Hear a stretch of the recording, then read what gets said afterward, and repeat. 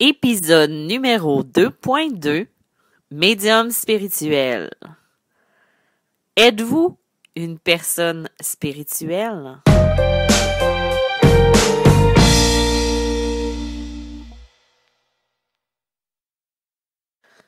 Bonjour, bienvenue dans ce nouvel épisode de Médium spirituel.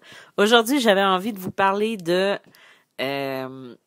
comment savoir si on est une personne qui est spirituelle ou pas. Vous en avez sûrement déjà une bonne idée, mais on va décortiquer des signes ou des qualificatifs qu'une personne peut avoir en tant que personnalité spirituelle. Tu sais, en ce moment, on parle beaucoup d'éveil, on parle beaucoup de prise de conscience et de reconnaissance aussi. La différence entre la spiritualité et la religion est quand même assez distincte. Par exemple, la religion, c'est souvent une personne en situation d'autorité, comme un prêtre, un rabbin ou peu importe, une personne qui fait foi de connaître qu'est-ce que c'est que, admettons, l'histoire à travers l'expérience, par exemple, de la Bible ou d'une histoire racontée qui se perpétue génération par génération. Ça, c'est vraiment de la religion. Il y a les sectes aussi, qui est un peu... c'est une personne qui s'attribue une... comment est-ce que je pourrais dire ça? C'est comme si, pour elle, c'est un maître spirituel qui est là pour guider, mais aussi pour dicter sa propre spiritualité, comme de quoi cette personne-là est là la vérité absolue. Et ce n'est pas le cas. Personne ne détient la vérité absolue, sinon on ne serait pas ici. Par contre, là où ça devient dangereux quand il y a des maîtres spirituels, c'est que il y a des personnes qui vont utiliser cette force-là, ce pouvoir de magnétisme-là, pour attirer des personnes et les manipuler afin de les utiliser à faire, pour les utiliser à faire ce qu'ils veulent pour eux. Et c'est pour ça on a encore plein de sectes qui vont partir sur des thématiques, etc. Il y a aussi la spiritualité versus la religion et les sectes, qui est vraiment l'expérience d'une personne. Par exemple, moi, j'ai découvert ma spiritualité par moi-même et aussi à travers ma vie, les expériences, les personnes que j'ai croisées. Et souvent, on va se relier avec des gens qui ont le même idéal de pensée. Donc ça, c'est plus de la spiritualité. C'est pas quelqu'un qui nous dicte comment penser, qui nous dit quoi, ou à travers l'histoire, mais vraiment quelque chose qu'on vit à l'intérieur de soi et avec lequel on est bien, puis avec lequel on a besoin de grandir finalement. Ce qu'on dit aussi, c'est que pour reconnaître, ça j'ai pris ça sur le site esprit-science-métaphysique.com, il apportait des petits signes qu'on peut reconnaître, puis j'ai envie de décortiquer un petit peu ça avec vous aussi à travers ma vision de ça. Souvent, un signe qu'on va reconnaître une personne qui est hautement spirituelle, ça va être une personne qui va aimer les autres sans rien attendre en retour. Tu sais, vous savez, quand on va donner quelque chose à quelqu'un ou on va aider quelqu'un, il faut pas attendre de cette personne-là. Ça, c'est quelque chose qu'on a à travailler souvent en début de vie ou même quand on est une personne qui est généreuse. C'est que c'est pas parce qu'on a aidé cette personne-là qu'on doit attendre qu'elle nous aide en retour. Parce que l'aide peut venir de n'importe qui. Tu sais, c'est souvent le problème avec les passeurs d'âme. C'est qu'on va se rendre compte que ces personnes-là, à travers l'aide qu'elles apportent aux autres, elles n'ont pas à attendre d'être aidées par cette personne-là ou qu'elle lui rende l'appareil. C'est pas comme ça que ça fonctionne. Non, l'univers va nous donner les bonnes personnes et les bons. Donc, il y a aussi, quand on est hautement spirituel, on va se rendre compte qu'on est toutes reliées un à l'autre. Si on déplace, admettons qu'on est dans un jeu de domino, si on déplace une pièce qui n'était pas prévue et que tout tombe, c'est un peu la même chose dans notre vie. Eux, sur le site, ils parlent de, vous voyez, comme une partie de la toile, tu sais, comme si on déplace un événement ou autre, ben ça va avoir une conséquence. Mais c'est un petit peu ça, la vie, en même temps. Tous les gestes, toutes les choses. Puis c'est un peu ça aussi quand on parle de d'une personne qui va se suicider, par exemple. Elle va mettre fin à son contrat de vie, ce qui est pourquoi, tu sais, sans avis ou sans que ce soit prévu. Mais il y a des âmes qui se sont incarnées pour l'aider, cette personne-là. Donc, ça vient tout, excusez-moi l'expression, foutre le bordel à travers sa mission. Ça, c'est pas sur le site, c'est vraiment de ce que je parle, moi. Il y a aussi, quand on est spirituel, on va vivre quand même avec une certaine humilité. C'est-à-dire que on va être capable de se rendre compte qu'il y a eu un travail de fait, qu'il y a eu des gens qui se sont greffés à soi pour pouvoir arriver à là, à ce moment de vie-là.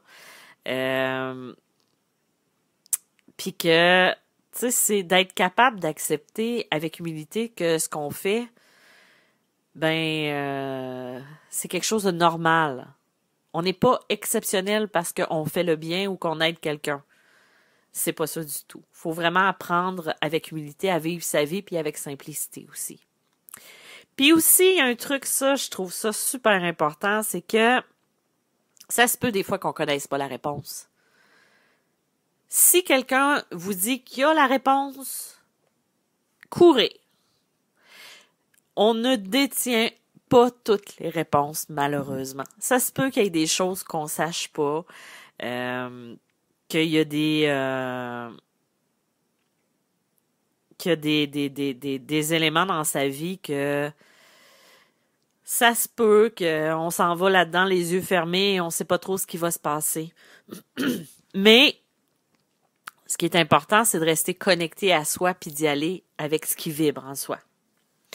Il y a aussi le fait de pardonner. Ça prend extrêmement d'amour pour pardonner à quelqu'un qui nous a fait mal. Et aussi de la résilience. Par contre, là où ce que je suis moins d'accord sur le site, ce qu'ils disent, c'est que vous pardonnez et oubliez. Je ne pense pas qu'oublier soit la bonne chose. Et là, je parle pas de rancune. Je parle de ne pas oublier parce que c'est un enseignement. C'est de comprendre pour ne pas le répéter. Mais oui, pardonner, c'est la base de tout. Le pardon, c'est quelque chose de très puissant qu'on ne fait pas pour l'autre, mais qu'on fait pour soi-même, vraiment pour apprendre à avancer et à être bien avec soi-même. L'autre personne n'est pas obligée de savoir qu'on lui a pardonné. Le pardon se fait au niveau de l'âme, se fait au niveau du cœur, parce que tout ce qu'on pardonne pas, on va remonter à la surface à un moment donné, va apporter de la souffrance. Et la meilleure chose à faire dans la vie, c'est vraiment d'accepter et de laisser aller. Et d'apprendre aussi de cet événement ou de cette relation-là qui va avoir souffert un peu plus. Depuis que je me suis acceptée dans ma totale spiritualité, que j'ai fait le travail de soi qui était nécessaire aussi pour avancer, il y a un truc que j'ai développé et que je suis vraiment contente d'avoir fait ce travail-là, c'est que mon cœur il est en paix. J'ai atteint une sérénité. C'est sûr que c'est pas parfait à tous les jours. Il y a des journées où je suis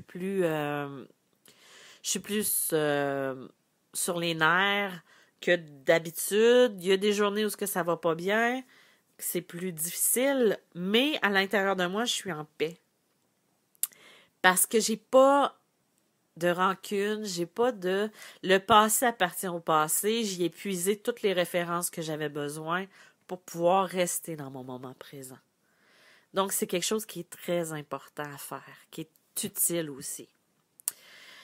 Et un truc aussi, celui-là, je m'en suis rendu compte beaucoup depuis quelques années, c'est que plus on devient spirituel, plus qu'on s'attache à ce qui est spirituel, intérieur, sérénité, paix en soi, moins on va accorder d'importance à tout ce qui est matériel, bien matériel. J'ai été 1 an et demi où j'ai dû vivre entre deux chaises, on va dire ça comme ça, c'est une expression par ici. Je l'ai peut-être déformé un peu, c'est mon genre de déformer.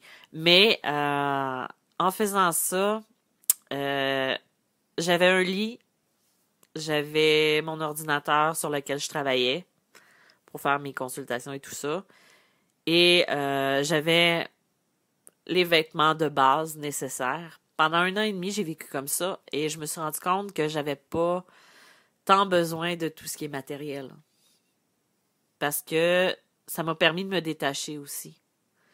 Et même, on s'en rend compte au niveau de notre vie parce qu'on ne s'achète pas des trucs dont on n'a pas besoin. Souvent, je me pose la question, j'en ai-tu vraiment besoin de ça? Ou c'est juste par plaisir? Ou c'est parce que je t'ai influencé par quoi que ce soit? Quand on est spirituel aussi, c'est pas tous les rituels que les gens vont dire faut que tu fasses ça, ça, ça, sinon ça fonctionnera pas.